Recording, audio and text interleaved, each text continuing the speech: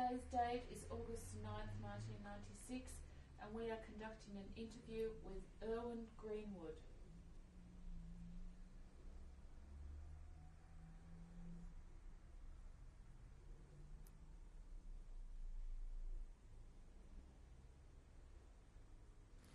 You're telling me how you got to Konskavola. Do you know when that was, Mr. Greenwood? Yes, it was in October. I'm not sure, between 20 and 24 of October 1942. And what happened when you got there? I got to Konskavola actually when I ran. That's why I arrived in Konskavola. And I went to look around and I saw over there a little Jewish ghetto. Oh, not little, I say, let's say about 4,000 or 5,000 Jewish people there, and could be more because, but I was expecting my father and my brother to run away from there. What happened? And I was waiting for them to decide what to do.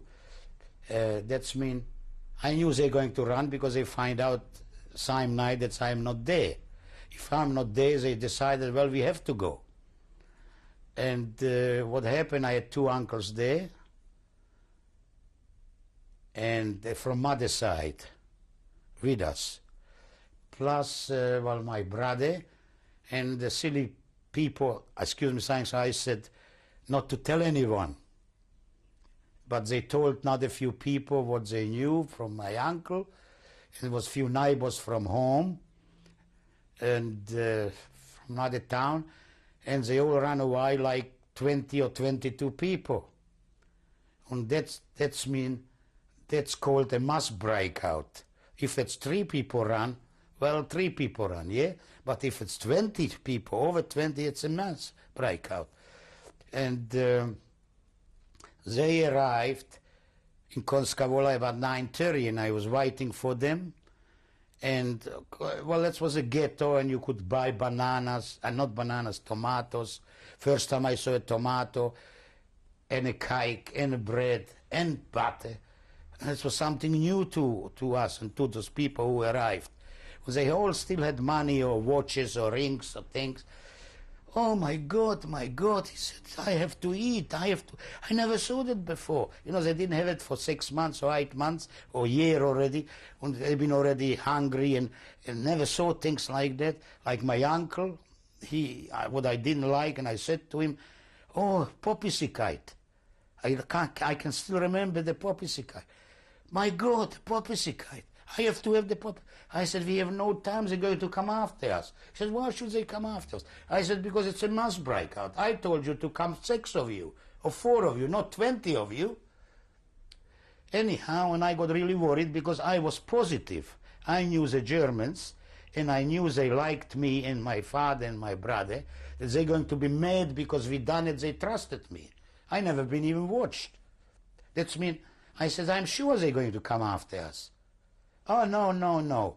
Anyhow, they wouldn't listen to me. What I did, I tried to protect my father and my brother. I took them to end of the town, in the last house of the town of Konskavola, where the next road was to the right, I remember, and written Lublin, to Lublin. And I saw some big building about 500 meters away, a cemetery, very high, about 10 feet high, cemetery. Anyhow, and I said to my brother and mother, you stay here until I come and you hear from me. In the last house, what I prepared in case I have to run already, to be in the last house. Yeah, I didn't know, I expected trouble. They didn't, the other one. Anyhow, I put them there, I came back, and they've been eating so silly with the cake, buying tomatoes and buying poppisikite. I said, we have to go, no hurry. I said, my God, they're going to come. And I said to me, and I remember it was a little place where was about 50 people sleep like bunks, or 60 people, in the front, like that the door here. They had a table there, and that's where there was a poppisikite, tomatoes, butter, selling. You know what I mean? Like Black market, of course, but it's selling, yeah? And my uncles and his friend been busy eating, busy bar. I said to him, no, we haven't time. And I was actually telling off the fellow, I said, stop it already, yeah? And I was facing my back to the front of the door. That's when I heard the truck arrive with the SS. I knew they were going to come. They wouldn't believe me. Now what happened, I was with the back to the door. That means they didn't see me. But behind me was about 8 or 10 people. You know, 12, I don't know how many. Well, first they came in and they saw and they grabbed those people. And I heard they grabbed the people that gave me a chance because they didn't see my front, yeah, because they've been after me. And I ran in that place where was those 50 banks. And in the meantime, I heard shooting outside. That means shooting him on a spot. My 2 uncles on a spot, yeah, on the place. Well, gave me a chance, and I ran between those banks, and I didn't know where to hide. You have no idea what can happen if a human mind looking for a way out. Sometimes you're surprised at yourself. How can you do that? I didn't know what to do. I have a lockdown. I said, I went to that bank. I said, my God, they're finishing the shooting. They come after me. They must sure check everything. Yeah? I pulled up a board. On one bank, I saw a bit of gap like that. Gap, and I grabbed like that, and I pulled the board up, and I went down in that board and lie flat there, and the nails, which one I pulled up, was 2 nails, long one like that, I was pulling with my hand down on me. You wouldn't believe it. And I said, I didn't think about then, but afterwards I said, my God, what kind of idea? But you see what kind of idea you get if your life is involved. Anyhow, they came running, screaming and shooting to the rest of them. Where is he? Where is he? Where is Ervin? We know he's here. And they said, no, he's not. We don't know. They didn't know, because if they would knew, they would give me up. You understand what I mean? Because there been about 30, 40 of them. They would risk they wouldn't give me up for sure, I know that. But they didn't see that themselves, that I went down there, they couldn't imagine. And I remember it was stepping on me, and I saw the boots. You know, from the says they've been all boots like that. And they stepping on me, you know what I mean? I didn't breathe, of course. And they said, I can't understand it. How can it disappear? It's no way to go on the front door. It took about 10, 15 minutes. And they said they're going to check up and go around the town and check everything up. Anyhow, they left. And what happened, when they left, they went around the town with the truck. They came with the truck, about 20 assessment. And I came out of there, and those Jews saw me coming out. They all got piled in a face. They didn't know I was there. And they chased me out because they want to protect themselves. Because they knew before they would give me up, would they? It's no choice. You say, oh, you or me. That's all. And I ran out, and I remember like that I was jumping fences. And after I looked back like that, I said, how can I jump that fence? That's too high. Now you see, the fright and the thing, you can do things which one hard to believe. I was jumping one, because I couldn't go on the road because they would get me. I had to from one house to another, one fence up to the end of the town. That's what I'm doing, jumping fences, because I left them in that house. That means only survivors from that group was my brother and father and me. The rest been killed on the spot. Now what happened, that assessment gave the command to Jewish Judenrat, you know, the Polizei, police, to get me. And they says, we get him, we come tomorrow, 6:30 in the morning, and you get me. You have to get him. You know where he is. He must come. Yeah? And that's mean I was in danger that they get me. That's when I couldn't go even out on the street. You understand? But I didn't know what to do, personally. But I said to me, I wait till what happened actually. I picked up my father, my brother, And we went, walked to the Lublin, saw Lublin, and over there to the cemetery. I said, what a beautiful thing. I go in the cemetery. Because I know they're going to lock something. Anyhow, lock couldn't get in the cemetery. It was very high, and they couldn't go to the front. We find a hole, like, you know, like the big things, they're making a hole. In the cemetery was a hole under the brick. That's when you can sneak through to the cemetery. Well, I went to the cemetery, and with my brother, matter of fact, we've been hiding here behind. We heard voices. They've been looking over there, but they said, oh, he couldn't be here. We can't see. You know what I mean? They're still looking for us.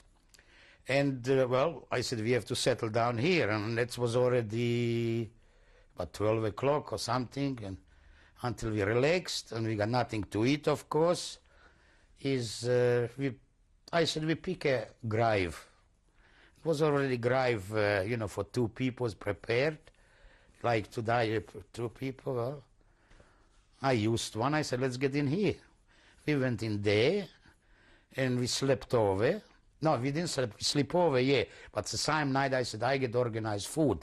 At night, I can risk to go to town, because at dark, they won't recognize me, to get me, for them, for tomorrow morning. I said, but we got no money. Anyhow, my father had golden teeth, and I remember we find something, a piece of a nail or something there in a cemetery, something sharp, and he took, with the thing slowly, took the golden teeth out, took about an hour. You know, he had to, you know, the golden teeth, you have like that plumps and things.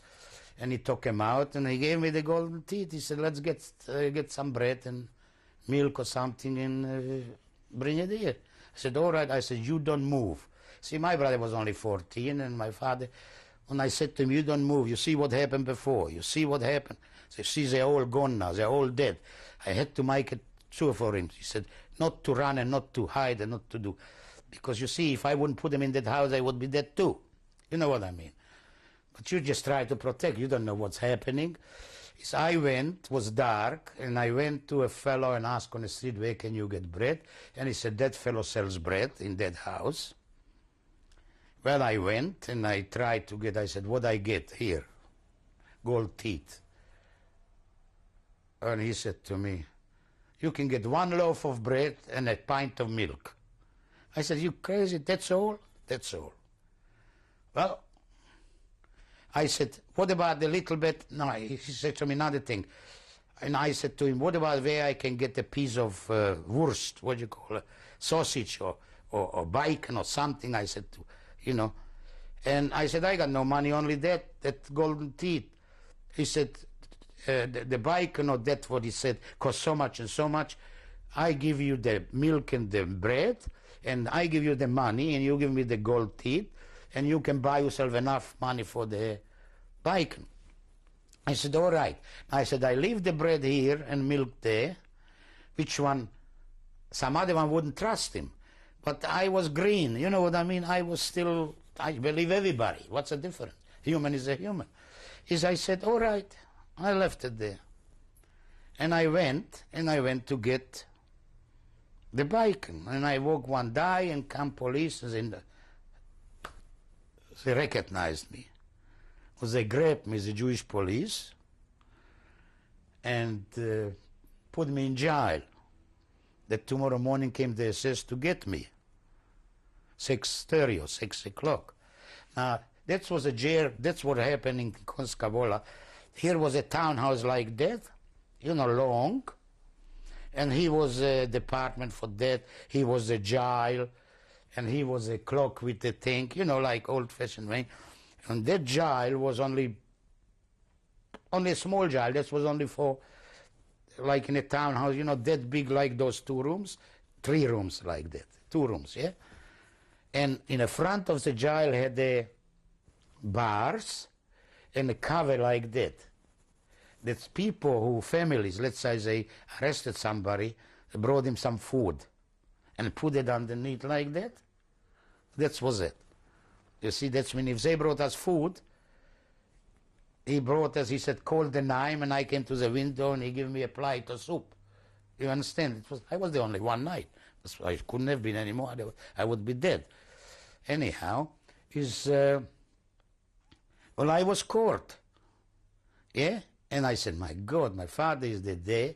They don't know what happened to me. They're waiting for me. And I am now, and 6 o'clock comes the SS to pick me up. Well, you know, it is, I never thought of giving away.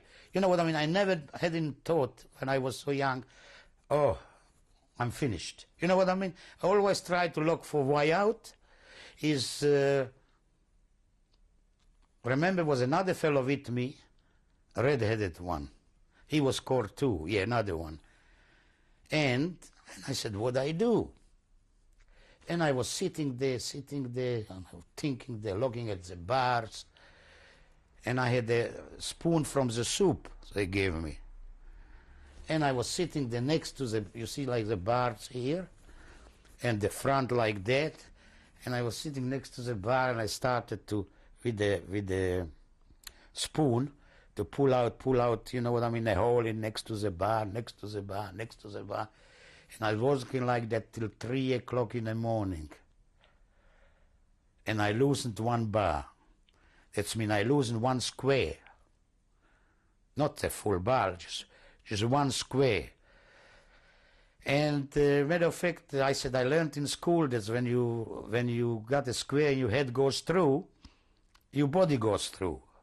But I didn't try it. I said, gee, I have to have a rest. I was working on it for 6-7 hours now. And I slept in, and I waked up about 5:30. I said, my God, it's too late. I slept in, but I was exhausted. And when I started, I said, now I get out. Before they come, you see, it was still dark. And now I put my head in, my head went in. Now I can't get in. I took all the clothes off, absolutely bare, all my clothing off, and I put it on a ledge where that round thing was. That means nobody see nothing from outside, because it's a ledge like that, and that round thing, where they put, you know. And I put the clothing there, and I tried to get through the hole, and I had a lot of trouble, because my head went through all right, but I was wriggling so far until I got through, even it was bloody here, bloody there. And I stand on that ledge, and I put my pants and my shirt like that, and I drop myself down through that little hole where they put them down. That was already 6 o'clock. I had only 15 minutes to go, if I don't make it, you see. And just got light, you know what I mean, light, and I got dressed. I remember the shirt was wet from blood and thing. Anyhow, and I still thinking, I said, I am out. And the other fellow, he was red-headed, he was white in the morning from worry. I'm not kidding. He got white. And he said, my God, help me, how can you get out? I said, if you can get out, good luck to you. And I don't know what happened. I said, I haven't got time. Anyhow, I left, and I stopped at the fellow, picked up the bread, picked up the milk, couldn't get the bike, and I never had it, you know. And I rushed to the cemetery. And I come to the cemetery, and I heard after the trucks coming, but it was too late, they didn't get me, you know what I mean. And in the cemetery, I opened the crypt, I called it the crypt, you know. And I brought them bread, and I remember on a why I was so hungry, I was eating the bread like that, you know, like that. I ate quarter of bread on a why. And brought them bread and gave him a milk, and I said, what to do now? I told them what happened. They got me, I can't show my face in Konskavola. I said, we have to get out, but we have to wait 2-3 days until it cools off. I said, we have to stay here in a cemetery. Well, we stayed in the cemetery, and I remember we find a potato there, and something veggies, you know what I mean, around the cemetery. We sneaked out, and I pulled something out from a garden, you know. I couldn't sneak far because otherwise they would know me. And what happened then, suddenly one fellow who was watching the cemetery, he find us out. You know, like, what you call it, the caretaker or something. Oh, my God. And I said he was running because he thought he sees ghosts. because I come out of the crypt, you understand? And I remember he was running out. He was running out, but I knew already he's going to comply and he's going to say what he saw. And I said, oh, we're going to be in real trouble now, yeah? And I said, where we go? Now, it was about 500 meters from where they've been, what's her name, sheep. A sheepman was there with sheep, yeah? And I saw on top of the hill was a little house like that, where the sheepman was hiding when was raining, waiting, yeah? And I said, we have to get there because we have to disappear now because, anyhow, we went there and was just open, but it was covered a little bit. We slept there one night, and after we said, we have no chance, we have to go to Konskavola. No way out. We got nowhere to go. We have to take the risk. At night, we sneak out and ask somebody to let us sleep over. Yeah, and anyhow, I went first at night, and I went to Konskavola and asked that house about 100 meters from the townhouse where I was hidden. I mean, where was I in a jail. And I asked that fellow if he let us sleep over. We don't know where to go. He said, you can go on top of, what do you call it, attic. You know, like a bed of straw there, you can sleep on it. I said, good. And I went to my brother and brought them down, and we went there, we asleep, we asked food. And I remember I had still some kind of watch, and I gave them the watch, and they gave us bread. This was a Gentile family. No, Jewish family. That was in a ghetto. In the ghetto. Konskavola ghetto. You see? Is I gave him that, and I said, what can we do? And he suggested to me that if you can go voluntarily to dig potatoes, they haven't got any people, you get 5 kilo potatoes for it. I said, that do me, because I have to disappear during the day. They don't recognize me, you understand? And I went and I registered. That tomorrow morning they told me, you come to the railway station, and you're going to hear from the railway station, and after dig potatoes, they bring you back, you get 5 kilo potatoes. I said, but there's nothing.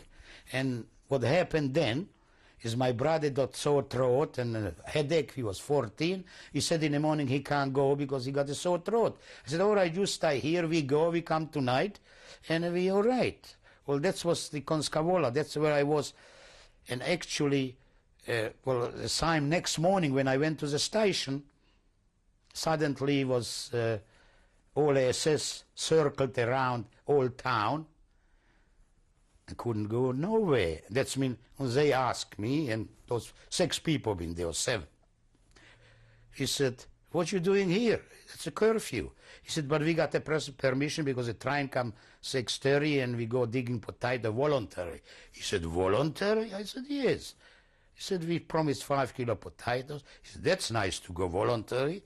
And that was major trap. What I didn't know that time, major trap. The commandant of Polizei 101, which one been doing the ghettos liquidating. Now, he talked to me and he straight away picked me up. He said, you speak good German? He asked a few questions, where from, how come, you know, things like that. And I said to him, we came because it's voluntary. He said, gee, I need a few people working. I didn't know what he meant then. And he said, you'll be all right for that? I said, I don't care, just like that. And he said, nobody goes out from the town. He never told me what's happening, what's going to happen. And I didn't expect it because I didn't experience that before. See, the Polish Jews probably did, but I didn't. I didn't know what all the police and all about 400 troops around the town that nobody can in and out, yeah? But it was dark still, yeah? It was 5:30, and he took one soldier and took, you take him down to the Platz, what do you call the? Square. And the square was exactly where I ran away, front of that building. It was a big square, you know what I mean? And he said, you sit down and wait. That's mean me and those 6 people being the first one internet from the whole town. because they've been waiting till 7 o'clock till the daylight is, and they got, like written, we start 7 o'clock. That's mean from 6 o'clock till 7, I had plenty of time. They've been watching me and with the thing, and Major Trapp came to me and talked to me and asked questions and things and things like that. And matter of fact, that's when I talked to him. He said, I need you. And he said, I'm a carpenter. He said, oh yeah, I need carpenter. We're going to build a camp. I didn't know where then and think. Going to build a camp, a new camp, and need a carpenter. And that's when I said to him, my father is a painter. What, I just said it.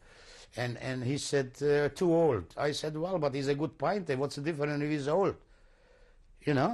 Oh, in a way, he admitted, you're right. If you work together, you are tradespeople. He said, you're right. He said, you can go too. And I said, when? He said, no, first we do, it's going to be only in the afternoon. Just imagine, in the afternoon. I said, gee, you're going to have a long thing to do for after. I didn't realize that, what's happening.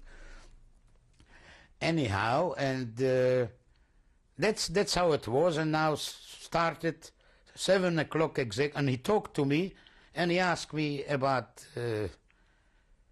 he talked to me and asked so many questions, and the one fellow, I said to him about my brother.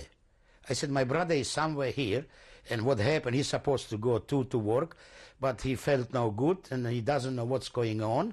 And I said, he's done, and he said, he will going to have a bad luck, because if he doesn't come out, he's going to be shot. Anybody who doesn't come out from the houses. See, 7 o'clock they started to move in the 400 and chase everybody out from the houses on the street and run around the few street and brought them to the square. Yeah? And my brother didn't know what's going on. That's when he's tied up. And he gave an order, anybody who ties up doesn't come down to be shot. Anyhow, I told him about it, and he think first he didn't believe me. I said, yes, you see, well, I'm telling you the truth. Anyhow, he ordered one of the guards to go there, and my brother was just lucky. He didn't go down because he didn't know what's going on. But as Trapp with that guard came to that house, they just brought him down, and I saw him with the hands up. You see? And he brought him down to us. And that's how I knew Major Trapp, and the other fellow, the guard, was a fat fellow, for a guard, and about 35, 40. And he said, Trapke. I said, that's how I know they called him Trapke, not Trapp. I thought his name is Trapke, and he said, he's a good man. He's a good man. He's a good man. And I said to myself, good man, you look, he's in command to kill and deport people, and he's a good man. But he was. I mean, in a way, one way, because the guard told me he never kills anybody personally. He never tortured anybody personally. To them, it was a good man. That's when he gives order to kill you, to torture, but he never does it. You see? And he was right. And I said to Trapke, I said, what about my brother? He said, your brother is too small. Because I know they separated him with the women and children. And women and children went go to the gas chamber. I knew that all. A lot of them didn't, but they've been for years. But I already knew 100%. He's too young. I said, but he's in a family of tradesmen. He knows that for that. I tried to, full of bull, I telling him. And, but you do anything to try to save a little brother then, Anyhow, he shifted me to a place in a house and brought some food, sent food, and he accumulated Jewish war prisoners, from the Polish War, because they've been officers, and officers mostly, and they said they're going to be the officers, commandants of the new camp. You know what I mean?